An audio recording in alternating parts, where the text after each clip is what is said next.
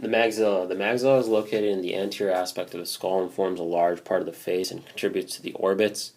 These are paired bones, each one being a maxilla, which fuse at the anterior midline to form the maxilla, which is treated as a single bone. So, just generally speaking, the maxilla is what I'm considering right over here. You can see that it has like a middle suture. So this is a maxilla, this is a maxilla, but these two together form the maxilla bone. There's about 4 things that you really need to identify about the maxilla bone. One over here is the infraorbital foramen. The infraorbital foramen transmits the infraorbital artery as well as the infraorbital nerve. Right down here are the alveolar processes of the maxilla bone. So you could probably see, this is probably a good one. The alveolar processes of the maxilla bone. The alveolar process of the maxilla bone houses the upper teeth.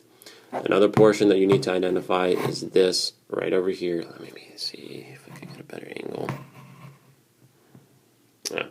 So this right over here is the Palatine process of the maxilla bone. So the Palatine process of the maxilla bone, and then it conjoins with the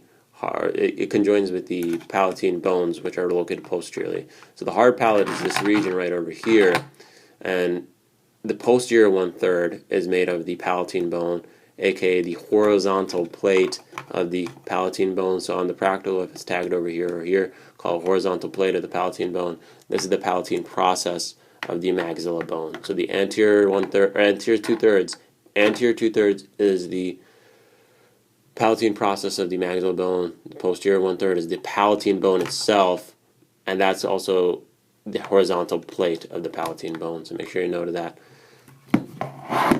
I think that's pretty much it for the maxilla.